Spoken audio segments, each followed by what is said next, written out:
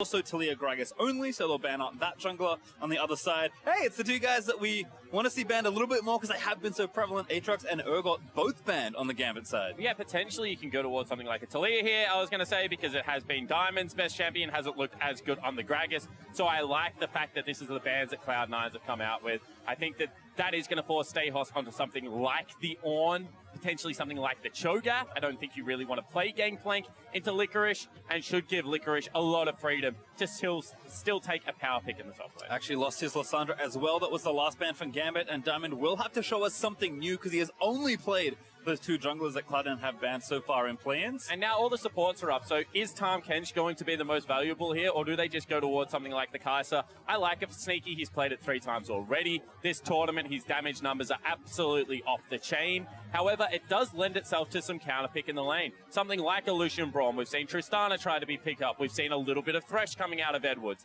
It is still a 500 range 80 carry that you can try and pick on, so we'll see whether they're able to get something done. I would like to see Lucian Braum if Lodic is going to be playing the Lucian in the matchup. Have to expect as well. Has played it once already and has looked pretty good on the champion. We'll see if he can get some sort of traction there in the 2v2. Second pick, though, for Gambit lining up. You mentioned something like Braum. Alistar has been very popular, though, so Edward going to take the playmaking support there. Yeah, it certainly is, but I think that this does give Zeyzal room to either play Thresh or Tahm Kench. I don't think they're going to be all that concerned. At the same time, there's also still Engage options available, so it's not like you're denying the pull if he wants to. Already played a Rakan game in this tournament. Actually, he hasn't. He's played the Leona game, so both kind of Engage-heavy supports, and I think that that is a little bit of a misread coming out of the Gambit lineup. Cloud9 actually going to take the kind of lane dominant support here as well. They'll grab the Braum for themselves up against the Alistar, and Blabber, sort of as expected, will take the comfort pick there. Does take Kindred here in phase 1. And I mean, this makes a lot of sense when you partner it with a Kindred. All of a sudden, you've got a very good team fighting comp coming out of the Cloud9 roster. I expect Jungle to be picked up here. See whether it is something aggressive like a Xin Zhao to try and fight some fire with fire for Diamond, because he's already had 2 jungle bans played towards him, and if you don't take it right now, then you're just not going to be able to be on any kind of power pick. All right, there's Nocturne actually for Diamond Fox, so like we said, was pushed to a new jungler, so taking something very aggressive there up against the Kindred. We'll see how that one works out. Ban phase 2, though, will kick things off, and it does feel like in some ways Gambit are priced into at least banning Zilean, which has been the thing that Cloud9 have played so much with Zilean Kindred. Yep, absolutely. Also, Galio should be taken away here. I think that ideally, Kira would be the person prioritizing that pickup, and as they do have first pick out of this ban phase, maybe they don't have to take it off the board. But I agree with you, those support mages, maybe even something like a Karma, although Jensen only has 1 player on it in the summer split, I believe, would be able to facilitate this double 80 carry comp very nicely. Also, on the teamfight side, Ornn banned away by Gambit. Cloud9 take LeBlanc off the table, just kind of removing some of the more aggressive and dynamic options there in mid lane. Yeah, because what you don't want to give the Gambit lineup right now is a 1-3-1 comp where Nocturne can attack your support mage. If you are going to play a support mage, as we've mentioned that they should be on the side of Cloud9, then you want to be able to enter into team fights without getting dragged around the map. We've already said that whilst Cloud9's early game has been fine on the top side of the map, there are some weaknesses that you can look to exploit in the inexperienced rookies. And the last thing they really want is Diamond Prox and Kira being able to just drag them everywhere. Cloud9 talking pretty heavily about this last ban. I wonder if they're thinking what you were, Spawn, that out of phase 2, Galio seems like a pretty big threat. They will ban Syndra, though, for taking more of that early power away from Kira. And the reason I'm saying Galio right now, even though it can be countered, is I think that Jensen's counter at this stage isn't as powerful as Licorice's. However, they disagree, and it's going to be Stayhos grabbing himself a pick here. That is really against the grain of what I thought we would see in this match. Yeah, because now you give Licorice counter pick and you let Jensen take the Galio if you wanted it. I mean, I assume Kira has something prepared if that's the pick they're expecting, but we'll see what C9 have here for these last 2 picks around out the draft. But is very interesting that they're going to give Kira counter pick. Perhaps with Rise up, though, they were thinking it would sneak through. So that will be the pick here for Jensen. Kind of funny to see Rise drop so low in the draft, but is finally picked up here. And I think it is the lesser of all the evils that Jensen would have been able to grab in this situation. It's certainly not going to pair as well with Blabber as something like the Zilean would have been able to do. So I do think that Gambit would be happy with that selection. I want to see what Licorice goes towards here, whether he goes towards an old school matchup like Rumble. You mentioned actually that you wanted to see more Poppy this tournament. There she is. Lock in there for Licorice. going to take that up against the tank. Had maybe Gangplank as an option as well. Into the tank matchup has played that a lot in the year. But I mean, I think it would have been a good pick in isolation for the lane, given the fact that Nocturne not going to pressure you all that much, and it is going to be a Maokai, which can be a free farm lane with Grasp. But at the same time, I also do think that their composition needed some form of front line, right? So not really going to go with that. Cassiopeia is a counter pick here. We said we didn't want to see it. That is a much better pick in my opinion. Control Mage for Kira is going to be crucial in this matchup. Yeah, and again, Diamond, the guy that's really gotten everything done for this squad. He has so much KP, 78.4% from him. So generally, nothing happens unless Diamond makes it happen. So he and Kira are going to have to team up and really make some plays happen in the mid-game. But the big thing for me is whilst his kill participation is so high, he's yet to participate in a proactive First Blood. He has been First Blooded once himself, however, hasn't been able to pick up any of those, whereas Blabber, 75% of the time, he is the person that is involved in that kill. So a little bit more proactive early game. Diamond once again on a farm 6 jungler, and actually just really a farm 6 comp apart from that bottom lane. So we'll see how much early game presence the jungler of Gambit can secure. And I think it is good to see from the rookie there. I think you agree in that when you have these young players, it's good to just get them reps and let them do the things that they instinctually want to do. Because if they don't learn on the bigger stage, they're never going to learn. In League of Legends, almost always doing something is better than doing nothing. You have to be able to spend resources. If you allow your jungle to collapse, you know, if you give up things like Baron, you just passively lose out on the game. The game gets harder as it progresses in that sense. I think that the one thing I will applaud Blabber on is his ability to make plays. I think that his mis-execution at time has cost Cloud9 pretty majorly in this world. Obviously, it hasn't resulted in a loss yet. However, I do really think that he has to stay to his style. We've said it all the time. When you go to another team's style, when you don't have the confidence to play within yourself, then it does turn out poorly. Well, we'll see what happens here as we'll load up for Game 1 between Gambit and Cloud9. A spot in the main event is on the line. Gambit slowly but surely progressing from their stages from World 2017 to MSI 2018 this year. If they can take down Cloud9, not only would it be a monumental upset for North America, but it would prove that they are, again, once able and willing to play on the biggest stage. And I think the major thing as we head into Game 1 to take away is that we haven't seen relative group strength. So whilst Cloud9 looked challenged but remained undefeated, and Gambit did have a couple of shocking games versus G-Rex and only were able to beat out KLG, we don't know how those teams stack up against each other. So coming into this, you kind of heard Reaper. You have to give a lot of respect. You have to take a little bit of scrim results in, but also know that this is now the main stage. And until you actually, you know, throw down in the early game, you're not really going to know how this game sorts out. In saying that, I do like the proactiveness of Cloud9's top side of the map. I think they can start getting things done. And really, Gambit is going to have to absorb a lot of pressure. And I think also use Logic and Edward. We'll see if they can get it done on the Lucian Alistar lane, but Zays are already fighting Edward there with a Q. Just a little bit of vision traded back and forth here as Edward does try and get the ward slapped down, but no sweeper, so that one will stay up to see the Scuttle Crab. Yeah, and Logic just playing very passively. Generally, if you have the E on Lucian, you're going to be able to take down that first ward. Obviously not valuing it all that much. Going to be a defensive lane coming out of Zazel as well. Cloud9's bottom lane is yet to die in the first 15 minutes of a game. So that is very standard. And Sneaky on the Kai'Sa just wants to get towards those late game team fights. Yep, you can see C9's duo will be a little late here to the lane as junglers start on the opposite sides of the map. Licorice and Stayhouse will match up in their lane for the first time in game number 1, as Blabber is going to go red to Krugs. We'll see where he wants to path next, as it looks like Diamond has actually done the same, but of course the maps are flipped. Yeah, it certainly is, and Nocturne's really lucky in that his AoE clear is great regardless of starting item, whereas Kindred struggles a little bit more on the AoE clears at the beginning of the game, so we'll see how the pathing does work out. Kindred, in saying that, with the solo camps, is going to be able to do them incredibly fast. And I want to see whether Blabber uses any of that early game advantage to try and impact top lane, or whether this does just turn into a farm fest and he tries to counter gank Diamond. Well, here's the first important thing for him. Mark on the left-hand Scuttle Crab here. Blabber will start it off, and that ward placed a little too far right on the Gambit side, so will not see this going down. Blabber even saving his smite just to make sure he got the bounty. Yeah, and not only that, I mean, it's just that as a Nocturne, you don't really want to challenge for Scuttle Crabs early on in the game. So I think that he's done the right thing there. His top lane is being shoved in massively. In fact, you know, Licorice versus Stehos is probably one of the biggest mismatches in this best of 5. Licorice performing very well for the Cloud9 lineup, and I mean, Stehos has struggled so far, I think it's fair to say.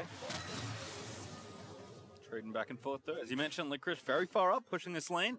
Gonna get the stack moving in towards the Malka, who is checking for Blabber potentially wrapping around the turret. There's a sapling in there, but we know Blabber's busy on his blue side jungle right now. And Jensen looks like he's just getting a little bit of lane control here versus Kira.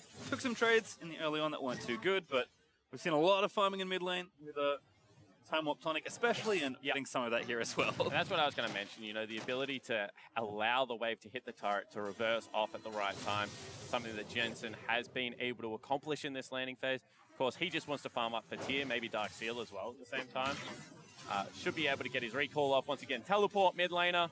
We've seen it all before Pastry, but this early game, no fireworks as of yet, just expect slow and steady play. And I mean, I actually think that that has to suit the Gambit lineup. You know, once they get the Nocturne ultimate, once they have Shockwave available to them, they can make some proactive plays in these lanes. It's a tierless TP there from Jensen actually. Just picked up the Dark Seal and some boots before heading back to lane. Diamond though, quick invade for vision into the jungle, does get the Scryer's Bloom, but is now on C9's ward as he goes back for his first recall. So there's two things when you walk in and get Scryer's Bloom that you generally do. You either scout out camps to try and figure out where the jungler is. In this case, wasn't able to spot Blabber, but we probably know that means a recall.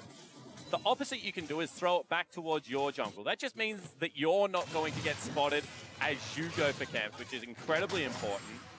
Just because as a Nocturne, you have very little pressure already. If they know your recall timing, they can just play like this. Yep, you can see Jensen using an early TP to just burn all the mana, force Kira out of the lane. Licorice also barely missed a stunt onto Stehos, but will force him out of the lane now, and likely force TP as he does burn it. Licorice already 10 CS up in that 1v1. Yeah, and that's climbing towards where he wants to be. He's actually up, you know, nearly 18 CS at 15 minutes. Against someone like Stehos, who was already struggling this tournament, will be more. Edward in trouble. Good flash though. Alistar going to get out of there, but Blabber with the early red smite. Did go down bot, get some attention. As Licorice also going to TP back to lane with his Merc Treads now finished, and get the wave pushing back in the right direction as Jensen being very persistent with his Harassir versus Kira. Yeah, Kira needs some help to shove this wave out. Wouldn't be surprised to see if they just bring the Nocturne in and try and Dustbringer this one out. He's potentially even going to get Dove Pastry time, which means Diamond 100% needs to be around here. Licorice and Fog as well. Kira's like, yeah, I need to go. They think finally spot Licorice, as Steos probably ping missing, but now Diamond's going to face check the Poppy. Licorice still chasing, lethal tempo proc for Nocturne. Jensen proxying to force Kira to cancel that recall briefly.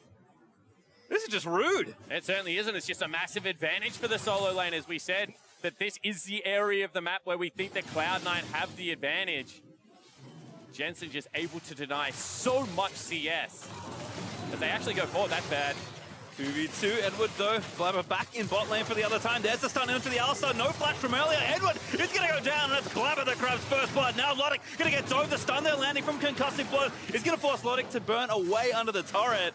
But C9 already off to an early start. And just a brain fade out of Edward. He didn't have flash. He knew that Blabber was somewhere around that play, because otherwise they wouldn't have rotated Licorice down. Able to punish the aggression of the Gambit support. Once again, a first blood picked up for Cloud9. And they just have no vision. They have no idea where he was. And Diamond had been topside jungle, so they knew that he wasn't on that side of the dive. Just a strange choice for Edward to go in for that play. Logic tries to get the return kill. In the end, has to burn summoner spells to get himself to safety. Now Licorice Shane gonna get Shockwave back, still pretty tanky. It does have his flash. Ulti from Steos gonna catch in the brambles, a little too slow. Licorice trying to flash up, but there's the ulti from Licorice, gets one out. Bakira still chasing, needs a few more, and Poppy maybe gonna live under the turret. Those Merc Treads came up clutch. Certainly did, and they just used so much, and I love the Merc Tread pickup. Base magic resistance at this stage of the game when you are against primarily a magic damage top side of the map. You know, only Nocturne bringing that AD is gonna keep you safe in situations like that. In saying that, did get his flash out in trade for Stayhosses, so maybe a little bit of a less volatile top lane in these situations. As we can see, the topside advantage that we kind of expected from Cloud9 is quite a bit bigger than I think Gambit were asking for. Jensen is looking like his old self in some ways, 20 CS ahead of Kira in that 1v1, and it is constant triple lane pressure currently. It certainly is, so they need to be able to withstand this, because Cloud9, this split, hasn't necessarily played, you know, that mid lane, win game style of League as they go in top lane. Licorice, no flash, ulti in for the Nocturne, but Licorice gonna try and fight his way out. No chance at all, though. And Stayhouse grabs himself a kill. Yeah, very strange that Stayhouse took that one. Would have been great on Diamond, racing towards the Warrior enchant. Would have been a big deal for the Nocturne. First gank, a success, however. And we'll see whether they can continue this pressure, because we said, you know, top lane mismatch could be in Cloud9's favor, but right now Stayhouse actually up in experience, up in that CS, and now has a kill to his name, going to be able to continue to scale, and really no one deals with Maokai well in the late game. This is just, one more time, Licorice being a little bit over-aggressive, trying to get his wave into the turret, trying to aggress up in the lane, has actually one of the highest forward in the lanes out of anyone in play-in so far. And just not working out. Certainly not. Diamond with a good gank. A Nocturne Classic as he goes back and finishes his Warrior. Blabber, though, has been farming healthily as well, so he's got Devourer already finished pretty early on. The Sneaky and Zazen continuing to play up in this lane. Kai'Sa a little down on CS, but certainly up in pressure, which for a Kai'Sa lane, I think is about all you can ask for. Yeah, it certainly is. I mean, Kai'Sa is way better than 6 CS on Lucian late game. It's just about whether Sneaky can get there or whether this Gambit lineup can continue to aggress forward. You know, next Nocturne ultimate going to be very important. Can they get it down into the bottom lane? This is what we talk about when we say, you know, the Cloud9 roster plays around their rook. Kira's still in the mid lane trying to shove that one out, needs another recall. And as 4 members, C9, walk in on the blue buff, and there's also a mark there, well, there was a mark there if they wanted to stick around. Obviously no longer the case. However, Blabber just doing a very good job of coordinating these invades, keeping Gambit back. Could convert onto the Drake as well. Edward with a shallow ward will not spot Blabber in the pit, but I think C9 have more than enough pressure regardless. Blabber will happily solo down the mountain. Even miss mice just for a bit of fun. It was by 5 health, it's fine. He's fine, grabbing himself another mark. We'll see whether this is going to be the Blade of the Wrong King picked up as well for Blabber, whether he does really go all out. He is going to have to deal with a Maokai on the front line. Devour into Bork is one of the few builds as a jungler that you can go towards that. Diamond back in topside though. I like what he's doing. Once again, gonna ult Licorice. Still in trouble, gonna try and get his way out of there. The ulti channeling up. He kicks one out, but Diamond's still here under the turret. And the Brambles from Stayhouse will stay as Licorice still fighting for his life. So picks up his shield. He's gonna be an up, but Diamond does flash forward to get the kill, but it will be a trade in the end. And now here's Jensen gonna look to try and take down Stayhouse. Roam warps up. Knockback there by the Q as Jensen gets the first combo started. Damage is down. Stayhouse. Sap Magic is just trying to stay alive for a little while longer, but Jensen will keep chasing. Under the turret he goes. Jensen forced to flash. Minions still blocking the last Q as Jensen. He wants it, but he can't get it. Ranger's bot side. There will be a dive as well. Zazel too low as a coming from Logic will keep him back alive, but Edward also all in that situation. And what carnage here is Jensen. He still fancies his chances here in the top side. Yeah, I mean, it looks like Stayhouse stuck around for a little bit too long. Will be once again forced off another wave. So whilst Jensen not able to convert on the kill, will deny some CS. But Kira, really the stay-at-home mid laner right now, bottom lane under siege. Yep, first tower up for grabs here for Cloud9. They will stick around 3 strong, make it 4 as the TP secures that kill. Ult in from Kai'Sa onto Logic. Here's knocked him, but it's too late. That's Edward already dead. And Logic does get away, but he's forced to burn the flash, and Cloud9 still collect the prize. Yeah, and communication errors coming across from the Gambit lineup. You can see Edward going forward, Logic trying to get out of dodge.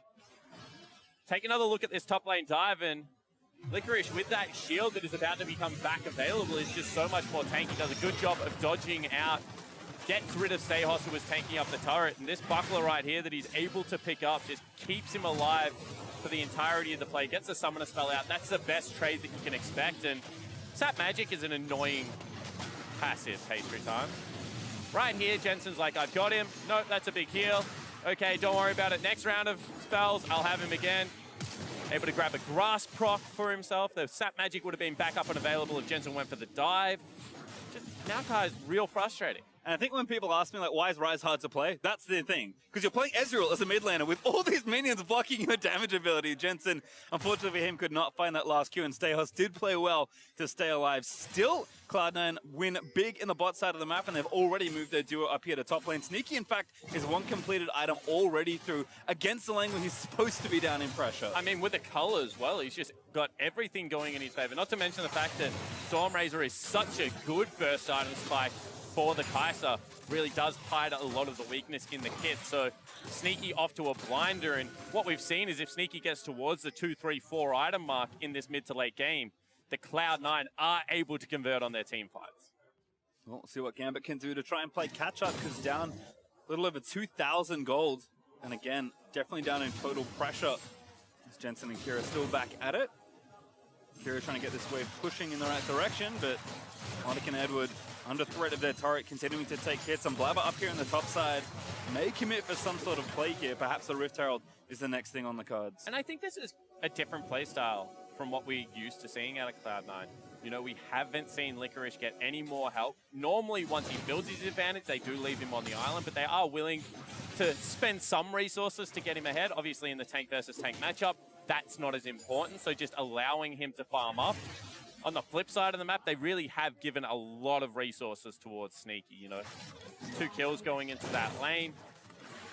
We'll see whether they can continue that pressure.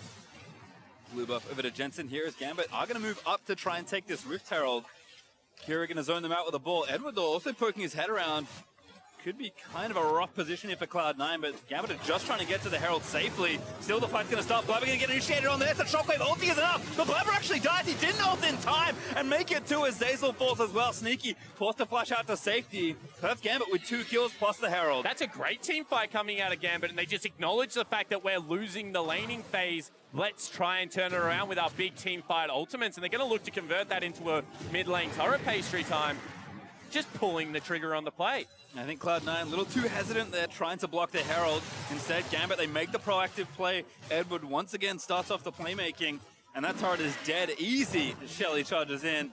Gambit finally equalized, taking a central point of the map. That's going to force Jensen to come in and answer this, and all of a sudden, the gold's tied back up. And I like that out of Kira as well. Even though he doesn't have mana, just walk Shelly up to the next turret, ensure that it gets the charge off, gets maximum value. And all this is how squishy Blabber is at this stage of the game. And as soon as he goes in, if they blow him up before he ultimates, the team fight is there. And look at the chain CC. Just perfectly layered. There is so much in the kit. Sneaky also has to burn Flash to get out, which means his days of playing the laning phase aggressively are probably now done. And Gambit really send a message there. Sneaky is going to be forced back. Kira now going to pick up blue. Hasn't quite finished his first item just yet. Took a detour for Oblivion Orb. Wanted to get a bit more early strength here as Jensen has finished up the stuff. Yeah, I actually really like that build when you're not able to build yourself the Sork boots. You still pack an early game punch. You're able to navigate the mana of the laning phase, especially now that he's picked himself up a blue buff. So I think that Kira on the right track here. Expect him to go Luden's next. But Jensen is just so far ahead, Pastry, that if he is caught out in the 1v1, it's still going to be difficult for him. Edward face checking. Yep, he's going to maybe get stunned up here. Does get stunned, but Diamond in the mid lane wants to try and take him down. The ball not ready. Jensen forced to flash out, though. Zeyzal doesn't answer. 4 for Gambit, once again looking for a pickoff. I mean, one more time, that is Diamond going in and Diamond getting a summoner spell for himself. And this time it's on the rise with a dragon, you know, about to come up. So they're still pulling the proactive play, and everything really right now is hovering around this Nocturne.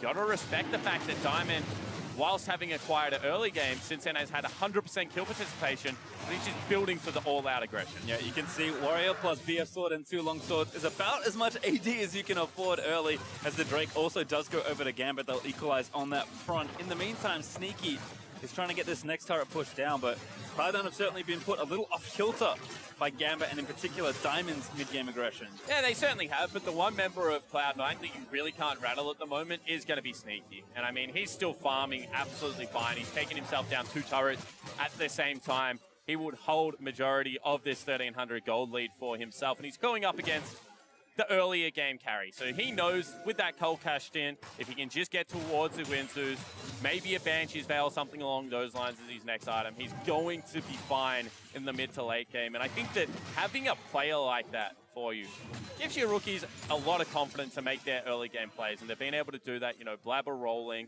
They've had some good impact so far out of Zeyzal. And you just got that insurance policy of Sneaky being there at the end. Certainly has been kind of his thing all career long, and still showing up here in his 4th Worlds, I believe. 4th or 5th, can't exactly remember.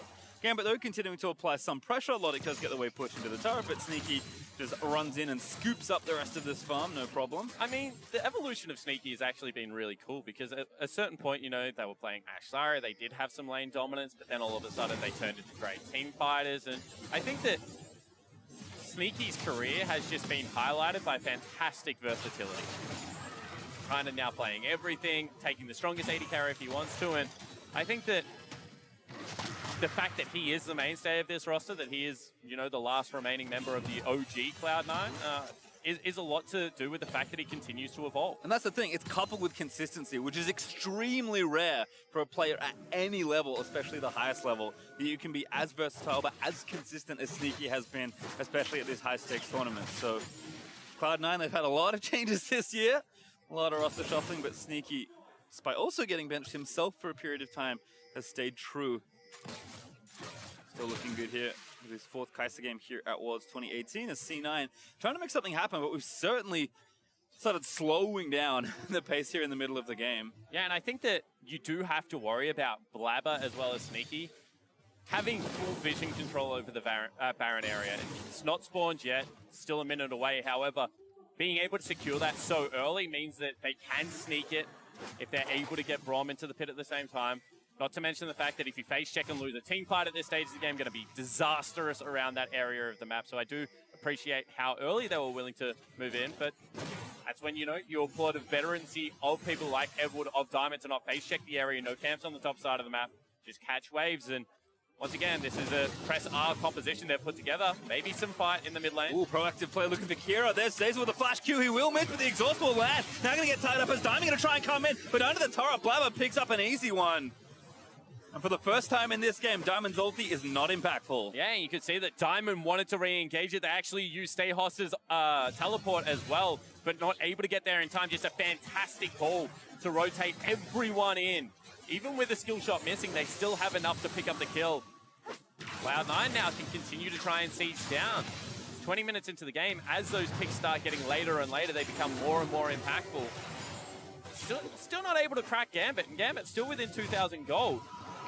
Yeah, certainly holding up. Keeping mid out of very important. Cloud9, I think just taking their recalls came a little too early perhaps to force something too hard. And now with Gambit back out on the map, they'll finally get themselves around the Baron area for the next time in this game and try and scoop out some of the vision. But again, going back, items are being picked up. Jensen Seraph has transformed, has Oblivion Orb to join his cooldown boots, and Blabber finished that Black Cleaver. We're kind of just waiting for Sneaky's Ginsus to be the first thing that maybe prompts the next bit of action from Cloud9. And Logic once again going for the Essence Reaver. Really does seem to favor this item build. And in a composition where multiple members can get access through the backline, you know, all of a sudden Licorice can take a Rise Portal. You have Sneaky that is able to get in there as well with the ultimate. You would think maybe a little bit more tank factor coming out of that Black Cleaver would be useful, but staying true to the build. At the same time, I think both of these tanks are going to really struggle to peel for their compositions. You know, you got Knockdown Ultimate, Jensen in trouble. Good flash for both, but they're already collapsing onto Jensen. Licorice trying to peel them off. A good stopwatch. He's going to buy enough time. Ulti back from Kira. Blabber with a great last second ulti, though, as Gambit continue to try and dive. Diamond, he wants it. He will get it. And now pops his own watches. Gambit need to get themselves under that turret, but Diamond, he will be left for dead as Sneaky late rejoins the fight. Stayhouse still around for far too long as Sneaky looks to play Janitor. Blabber grabs himself the shutdown. Still alive as he's cutting out under the turret as Edward cannot find it. And Sneaky, he will Killer Instinct in. Take down Kira as Logic left. The only one alive from Gambit as Cloud9 collect the ace and Sneaky collects the triple. What a team fight out of the Cloud9 lineup. They punish the over-aggression coming from Gambit. We said team fights around that 20-minute mark can be devastating, and they will convert it into a Baron. And it just seems all too easy for Cloud9, who win the first major team fight of the game. 22 minutes in, they'll scoop up the Baron, and they have built a massive lead after that play. And his mind was telling him no, but his body, you can see he just gets underneath the turret immediately. Old school Lee syndrome, of course it takes place with the Maokai as well. And the surprising thing was that they continued this fight. I thought that once Diamond went in and traded his life, the rest of the members would back away, but they did try and re-engage and save him. It was looking okay until Stayhos really just overextended. Paid the iron price one more time, and Gambit lineup so close, you can see health bars. Looks like it could have been okay, but the fact that Sneaky wasn't there for any of it, still had the full kit available to be able to unleash. And first ace, understandably, our ace of predator replay for this game. C9 so far ahead now, 6,500 gold with Baron, looking to push down even more turrets. All tier 2 is up for the taking. My Gambit goodness. must defend. The damage out of Blabber in that fight, just able to free fire on the back line. Really did get it done, and it's going to be another Zeal item coming out of Sneaky. We've seen a couple of different adaptations in the build. When he does have to be an AD user, does like to pick up the Hurricane. Has also got Infinity Edge, incredibly late game, which you don't generally see on a Kai'Sa. But I think both AD and AP do have, you know, some validity to them at this stage. Yeah, I like to say that Kai'Sa scales pretty well with items. So when you got a lot of versatility and you're the strongest late game carry in the game, there's a reason we've seen so much Kai'Sa. C9 though do take a turret. Actually get two. Jensen was busy split pushing with his TP and ulti ready to go. So that's 2 for Cloud9, already on the Baron power play, and still a minute 40 left to try and siege down more and perhaps crack the base of Gambit as well. Yeah, now he's picked up his Morellonomaton. He'll probably go towards a Banshee's Veil. He is very hard to deal with for the Maokai, because Maokai relies on being able to use Sap Magic to just push out waves. Hasn't got a Sunfire Cape either, so going to have to expend mana. So Stayhos doesn't really have any great answers against Jensen, and given the fact that he has Teleport as well, they can match that. At the same time, I don't think Kira's really going to do anything to the adaptive Helm Poppy at this stage of the game. I think we look again, the best answer has to be Diamond. Coming into those side lanes with the ulti. I mean, whatever he does needs to work for Gambit once his Baron buff has worn off. Whether it's a full 5-man engage, riding in with the ball on top of him, or trying to pick off a straggler in the 1-3-1 in these side lanes. But for Cloud9, they're the ones with really almost all the pressure in this game, and they will translate this up towards the top side and try and take turret number 6. And this is what experienced teams do. They recognize your windows. Okay, ultimate backup unavailable from Diamond. He's going to look to attack a side lane. Probably still can't take down Licorice given the fact that Jensen's ultimate can come in. So they just group Jensen. They say, we don't need to go towards the 1-3-1. That is the one avenue back in the game. Instead, let's group up. Let's try and break the base. That is a great Poppy ultimate to do that. Yep, Blabber even tagging Diamond procs. They're going to look to try and take him down. He's got the GA, but his health will fall down low enough. The Shockwave, just a bit defensive there from Kira, and not enough to even grab a cooldown. Here's Stayhos now. The Brambles are out, but C9 have already grabbed the inhibitor. And that is every ultimate use, really, apart from the culling, to be able to get them anywhere, and they take the creep wave across base through time. This is going to be the base broken in the second area. Yep, mid inhibitor is going to fall down as well, and just enough time. 1 second left on the Baron or thereabouts, and Cloud9 grab almost everything. 10,000 gold ahead now, and maybe even thinking about the bot side. Oh, hello, Diamond. In onto Blabber, who burns the ulti, and Diamond, you've got no GA left. He's going to get stunned up in the Lamb's fight, but not enough as Jensen fights to pick off in the end. Logic a little too far forward as Zazel. Maybe thinking of letting the ulti rip. Kira does not have his ultimate back around, so it's Jensen that grabs the double. Going to make it 3 as Edward falls on the other side as Jensen. He's just rampaging in towards the Gambit carries, looking to take down even more. And with 3 dead, Gambit will concede the base, and game 1, Cloud9 will storm in and take the Nexus. Yeah, and it looked like they had the fight, they had the pick, but just too mobile. Blabber gets over the wall and makes them pay. Slow, steady, and standard it is for Cloud9, but more than enough to find themselves that mid-game lead and crush Gambit in the face here in game number 1. Nexus down, Cloud9 thinking only 2 more left to go as Blabber grabs himself a fountain kill.